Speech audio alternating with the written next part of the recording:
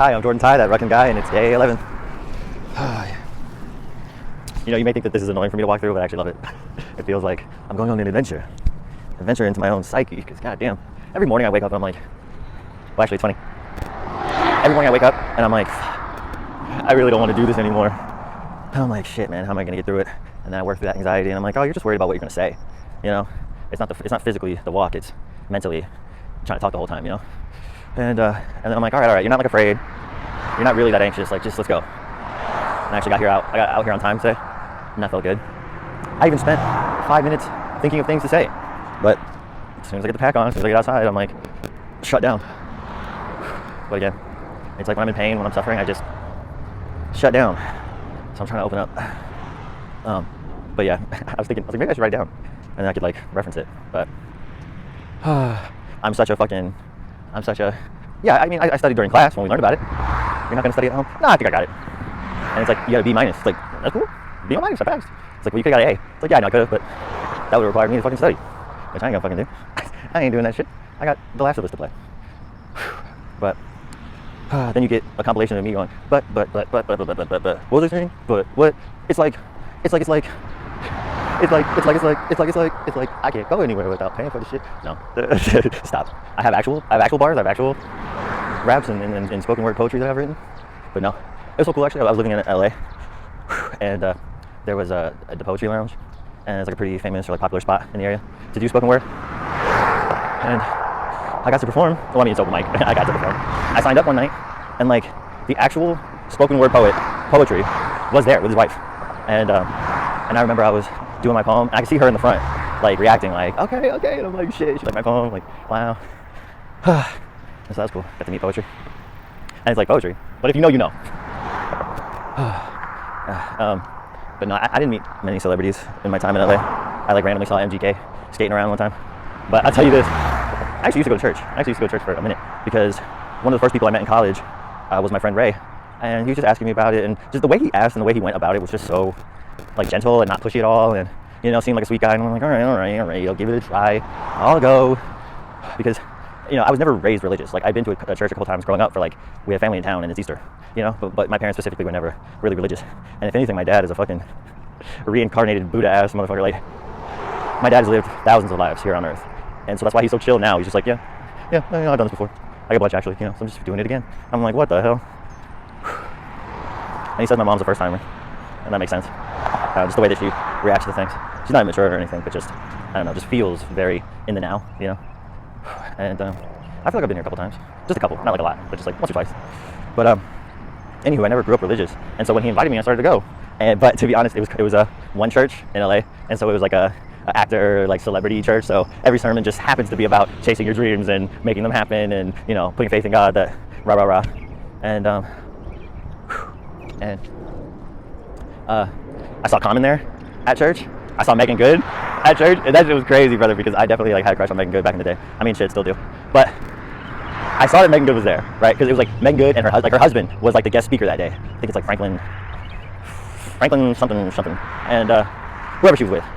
But they show up and he speaks. She's there up at the front, and then they ask for like, I don't know, like commitment, or like, you know what I mean, like who's ready to give their life to Jesus Christ today. I'd already been going for months, but I'm like, you know, today I feel the call. I feel compelled. And it's like, if you feel called to God, come on down to the front, and you know, we'll bless you, or we'll like commemorate your, you know, first day surrendering to God. And I was like, you know, today I think I feel it. I think today might be the day. So I go up to the front, and everybody's like praying over each other and hugging each other. And I make sure to get up to the front. And as soon as I lock eyes with Meagan Good, I'm like, hey, you know, oh man, this is so emotional. I hate myself so much. I'm so like, it's just a skill you need to develop. But like, as soon as I saw someone, I'm like, I don't want to tell this story about Meagan Good anymore. And it's like, why? That guy's gonna think whatever the fuck he thought, you know? And like, who cares? It's like, I do. He thinks I'm some loser trying to be a social media influencer. And it's like, you are. So who cares? Like, yeah, that is what's happening. So just let it happen. But anyway, for the ones on YouTube, you can skip ahead a little bit, because I'm just gonna tell that Meagan Good story again. You know what? Fuck it. No, I'm not gonna tell it again. I mean, maybe in a different video. But I just have to be okay with the mess. Like, these are my first videos. I've been thinking this way, and I've been explaining these concepts to people like for years. But you know, this is like the start of my actual digital journey. And like, it doesn't have to be perfect to be posted. I don't have to be perfect to post. And it's just like, if I'm not making videos on the level of like Second Thought or More Perfect Union or something like that, like, then it ain't worth it. And it's like, dude, just get through the challenge, and then you can do something else. And then after that, you just do another thing. And guess what? You're gonna be talking about the same shit the whole time, because it never ends. It's crazy how you can look back in history and you just find more and more people being like, hey, the rich have too much money, we're all so poor and miserable, like this sucks, the rich have too much money and too much power. Like literally you could go all the way back to the time of Aristotle, and that has just always been the common complaint or the common struggle is the rich versus the poor. And it's like, how have we not figured this out yet? That like, hey, in order to have a functioning society, you have to take care of the people at the bottom, but also, why is there a bottom? You know? Why is there homelessness? Like, there's obviously enough homes, so how's that happen? Gosh. Well, almost to the Family Dollar. Now this feels quick. I feel like I was just talking about being insecure 2 seconds ago. I'm already up here. Yeah, sometimes I feel like the universe is blocking me still because I'm not ready. It's like I started getting right-wing comments on the video like late at night, and I was like, oh shit, here we go again. And I was like terrified, dude. My heart was pounding in my chest. It's so crazy. It's like I'm so confident and I'll talk this shit all day long, but as soon as Republicans like actually start talking back to me, I'm like ready to fight. You know what I mean? Like I start like my heart starts racing, and I'm you know when your body's like prepped to speak, like you're breathing hard and you're like, I can say many things in the fucking world, you know, because you're amped, you're ready to go. You're like, no, this person got me fucked up. As soon as they say some shit, actually, because whatever. Like that's how I start feeling. And it's like, dude, these people are idiots. Okay, I'm sorry, you're not idiots. If you're a Republican and you're watching this, well, if you're watching this, you're definitely not an idiot because you're trying to fucking, learn a thing or two. But like, I don't mean that Republican voters are dumb, and I never want you to think this. Like, what I consider dumb is not what I think Republican voters are. I think Republican voters are misinformed, like purposely misinformed, uneducated, and ignorant, to the truth. And it's not, well, it is a little bit from a lack of trying, but also it's, the powers that be, dude. Like, the system does not want you to be educated. The system does not want you to know what's going on and how much it's screwing you over. But like, and here's the thing. We all get our information from someone else, right? Like, everything that I know is just from some video, you know what I mean? Or like an article or a post or something I've read, right? So it's not like, oh, I'm so smart, I came up with all these opinions on my own. It's like, no, I got them from somewhere else. But here's the, like, it's, we all do it. We all get our information from somewhere else because we don't have the time to do the research and shit. So, we all get our opinions from someone else, and we all live in our little echo chambers. Because why wouldn't I want to hang out with people who are like-minded and agree with me already? Why would I want to hang out with somebody that disagrees with me? So it's like, we all do that. But like, the people on your side, on the Republican side, are purposely trying to misinform you. Like, yeah, sometimes we're wrong on the left about a thing or two, but like, no, we're constantly trying to get it right or improve our information or whatever. Like, your side is purposely misguiding you. And so what I consider dumb is to have the resources and have the knowledge in order to come up with the right conclusion, and you still don't. You know what I mean? So when I call Republicans dumb, these people are dumb as fuck. They don't know what they're talking about. I'm talking about Republican content creators. I'm talking about Republican news outlets. I'm talking about people who say, hey, I'm a trusted source. You should listen to me. And it's like, okay, well, if I listen to you, you should make some sense. And the fact is, these people don't make any fucking sense. And that's why they have to debate fucking teenagers and like college freshmen. Because like, you need someone like how I described earlier. It's like, yeah, as soon as someone starts barking at you, you're like, yeah, I guess equal rights is stupid. And it's like, no, it's not. This guy's just an asshole. Don't let the status quo of people not giving a shit stop you from giving a shit about other people. Isn't that crazy? That like thinking that everyone should have equal rights and everyone should like have a decent quality of life. That's like a radical idea. Like, I'm actually going against the mainstream by saying that. It's pathetic, honestly. But it's because we're all indoctrinated into white supremacy and patriarchy from an early age. Sorry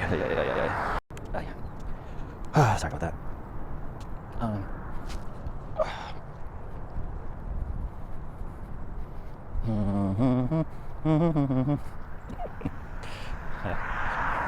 Sorry to say, I'm going non-verbal. It's my knees. Like, my body's so beat up, and it seems like standing up like perfectly straight helps alleviate it, but that feels weird as hell. Trying to like tuck my pelvis and walk straight. Yeah, maybe I should try to march. Like a perfect march. What was I saying? Capitalism, patriarchy, white supremacy.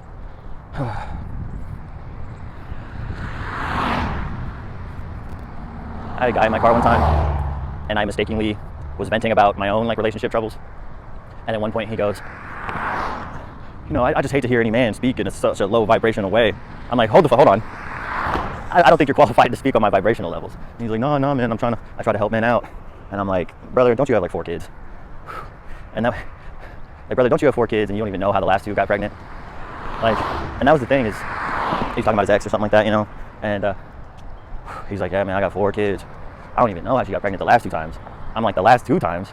And he's like, yeah, my ex is toxic as hell, man. Fucking, she used to get me drunk. Or, hold on, before I say that. He was telling me, he got these other girls pregnant, he had 2 kids before, and then he was with his ex that was super toxic. She she pulled a knife on me. She said she was gonna end it herself if I left her. Like she like da da da. She's crazy. I'm like, okay, and I'm like, that sounds pretty bad. And there's a guy coming, and I guess I'll just wait. Again, it's just like, I don't know. I guess that's what I'm afraid of, expressing my personality. It's like, oh, this person could be walking by, and they're gonna hear me having strong opinions about something, you know, that's like outside the status quo. And so I just don't want like I had some ladies in my car yesterday, and they asked me if I've had any terrible rides, and I was like, oh, you know, just when I get Republicans in my car, and it kind of like got quiet for a second, and I was like, yeah, they're probably Republicans, you know, like I knew I probably shouldn't have said it to begin with, but I'm like, no, I'm gonna let them know. But yeah, they were probably Republicans, so that's probably why they like stopped talking, you know, for a second afterwards. But yeah, so I just don't want to be, I don't know. I think I just, you know, get insecure, so I shut it down. But anyway, this guy was telling me about how his ex was toxic. He was telling me how his ex was toxic. She pulled a knife on him. She was gonna end it herself. They used to fight all the time. Rah rah rah. She got pregnant once, and then he's telling me like, yeah, man, she used to get me drunk and take me places. I'd end up places I'd never been before, you know, that I would never go to. And I'm like, and this is where I start feeling empathy, you know. And I'm like, oh damn, like, now that actually sounds bad. Like, I mean, the knife and everything sounds bad, but like the way that he's been talking about women so far, like I do not feel any sort of sympathy for him. And he's like, yeah, dude, she used to get me drunk, and I'd end up places I'd never go, and rah rah rah. And I'm like, damn. I paused for a second. I'm like, damn. And he's like, Dave and Buster's, Six Flags, Main Event, you know, places I would never go. And I'm like, what the fuck? So, like, you were probably so boring and didn't want to go out and do anything that she felt like she had to get you drunk in order to feel loose enough to go have some fun somewhere. And then she'd take you to Dave and Buster's. Like, just not what I imagined. But another time, since I guess I'm not, dude, I hate it when I have a story and I feel like, oh man, this story's cooked. Like, it's a nice tender story, you know, I'll be able to, but again, you get this 30 pounds on your back and the details start getting fuzzy. I'm like, just get to the punchline. Even though there was a whole like setup and other horrible things he said about women beforehand. But I had this other guy, and I was playing Boss, and as soon as he gets in the car, he's like, oh dude, this is my favorite Boss song. And I'm like, cool, so I fucking crank it up. And then I'm like, oh, do you listen to anybody else that's signed to Dreamville? Or just Boss? You know, like Jid or Kaz or, you know? And he's like, oh, I don't really listen to rap anymore. And I was like, oh, okay. And he's like, I don't really like the messaging. And I'm like, oh, okay, I get that. And like, he was black, but like, that doesn't mean he has to fucking love rap and hip hop, you know what I mean? Like, he doesn't like the messaging, I get that. Like, whatever he means by that, you know? Drugs, violence, misogyny, you know, whatever. The stereotypical subjects of rap. And I'm like, so I try to relate with him. I'm like, oh yeah, dude, sometimes it's hard being a Lyft driver. Like, I'll think a song is safe, you know, but then it's like I'm listening to it with a stranger, and I'm like, oh, especially like a woman, you know, and it's like, yeah, and I thought I was fucking, you know, like, oh, you know, just any sort of lyrics like that are sexual or derogatory. I'm just like, ay, it's not fun anymore, you know. And so I try to tell him, I'm like, yeah, you know, it's hard for me sometimes. I feel like a misogynist, you know, like because we're listening to these lyrics. And he's like, oh yeah, crazy feminist world we live in. I'm like, huh? He's like, you said you felt like a misogynist. I'm like, yeah. He's like, yeah, because this crazy feminist world we live in. I'm like, what are you talking about? And basically just like, he's the one single father in the DFW. You know, like the one case where the father gets custody and he's the one taking care of the child. And so he was trying to get like Section 8 housing. And he's like, you know, they prioritize single mothers over anyone else to get housing first, right? And I'm like, because they're single mothers and they need housing? Like, what are you talking about? You know? And so it was just like, oh, okay, so you think we live in a crazy feminist world because it was hard for you to get housing as a single father. Like, so that's your beef with women and feminism, is this one bad experience you had. And it's like, dude, if women acted like that, the 4B movement would have started forever ago. You know, like women get crapped on by men over and over and over again, and somehow they're still hopeful. But men get their heart broken in like middle school and like on that shit forever. Crazy. Morning. And nobody said morning back to me yet. Like, you know, I'm trying to be. I guess that's my way of like, hey, before you can judge me, I said hi. So now you can't judge me because I said hello to you. But then they don't say hello back, and I'm like, I think they might have been judging me. But literally, they're not. Like, as soon as I exited that man's fucking peripheral, like, he stopped thinking about me. But I'm still thinking about him. There's a good Zen, like Buddhist story or something like that about these two monks, and they're walking down the way, and they come across like a puddle of water and a princess or something like that, and she needs help getting across the water. And so the monk, like one of the monks, like picks her up and carries her across the way and puts her down. And I guess like touching women or interacting with women is like forbidden for monks or something. And so the other guy is like, yo, you broke the rules, like what the hell, we're not supposed to do that, like I can't believe you, rah, rah, rah, rah. And the guy goes, you know, I put down that woman, you know, way back there. It seems like you're still carrying her here. And it's like, yeah, so I'm still carrying that guy with me for no reason. Like, again, people see you for 2 seconds and then stop thinking about you. And I know that you think because you go around looking at people and judging them, that you think people are looking at you and judging you. But it's like, right, the same way that as soon as you stop looking at that person, you stop thinking about them, they stop thinking about you the moment you get out of their view. So just relax. What are you so stressed about? Stressed about the damn walk, I'll tell you that. I'll tell you that. I can't wait to evolve past these like beginning catchphrases of mine. I know I'm just like trying to make myself comfortable by doing these little voices and like, I'll tell you what, brother. But I know that the new catchphrases are written download any day now. You can tell I'm starting to fade. I'm just saying anything now.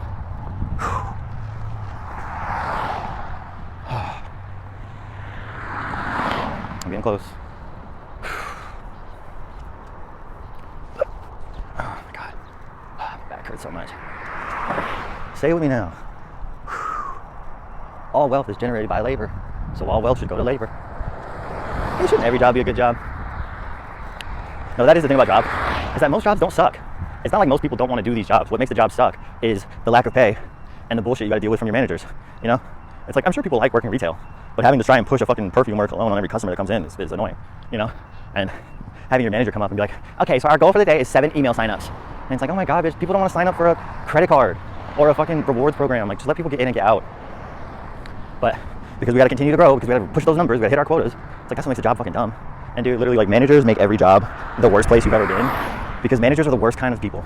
Like, maybe you'll get lucky and get a good manager every once in a while, but literally most of the time, it's some fuck who would never work here. Like, you don't care about this industry, you don't care about the job that you're doing, like, you just needed a job, and every job that you get, you brown nose and kiss ass and do what you have to do to become the manager, because being the manager is the only way this job would be worth it to you, in that the pay raise and less work. And so every time these people get involved somewhere, it's like, you don't actually help the team, you're trying to help yourself become the manager. And those are the worst kinds of motherfuckers, man. I remember I was working in the lab, and we couldn't get all the orders done, like, we were backed up and stuff. And so we brought in one of the managers from the stores, and they came and started working with us.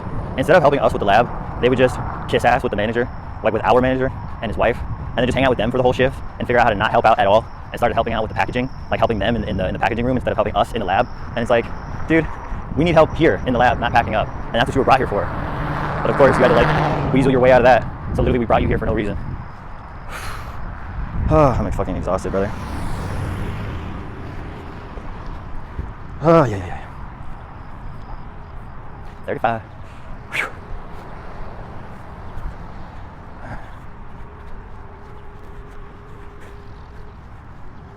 With the power of positivity, you too can sit in your own soup. Alright guys, I'll catch you when I get out. Just kidding, I'm right back, because I forgot my wallet and my keys, so I can't get a drink. Oh, that's a bummer. That really is a bummer. But, I mean, honestly, I'm tired of feeling the way that I do. I like have so much soda throughout the day. It's like, I'll have a Monster to start, and then later on, when I get home, I might have a drink. And then with dinner, I'll have a drink. And then after dinner sometime, I'll want like dessert and a drink. And so all that fucking soda and all those liquid calories. It's like, that's why the weight is still on. You know how Mac from It's Always Sunny got like, gained a bunch of weight, and then got hot, or like got shredded for the season? He was like, well, I used to get a gallon of ice cream, let it melt, and then drink it, like a milkshake or something. And I would just drink a gallon of ice cream a day. And then how'd you lose the weight? I stopped drinking a gallon of ice cream a day. And that's pretty much what it's gonna be like for me too. It's like, oh, well, like, you don't seem that big, Jordan, why'd you have such a stomach? And like, why'd you have such a gut? It's like, oh, I used to drink like 4 or 5 sodas a day. And it's like, so how'd you lose all the weight? I stopped drinking 4 or 5 sodas a day. And also, boom booms and wham whams, brother. Oh, I'm such a sweet treat, ass bitch. And like, that's what I call this. This is my championship belt right here. My boom boom and wham wham championship belt. And yeah, I mean, I got a sweet tooth. It's like lots of soda and plenty of fucking candy and bullshit. I forgot what that means though. Like, if you like sour foods, then it's like because you have like stress or anxiety. If you're like craving savory foods, you're like looking for comfort and like this. There's like different things. But mine is definitely sugary and sour. Like, right around here, my back starts to hurt so much. And like, I'm not walking the same. I'm like waddling and bent over. And it's like, I gotta really plant each step instead of like just falling forward. And I gotta stand up straight. But the sweat is in my eyes. My body aches. But I guess like, I'm getting closer to being done by the time the sweat's in my eyes and my body's like really starting to give up. So I'm getting further, you know. But I don't know. How did I fall in love with someone? I don't know.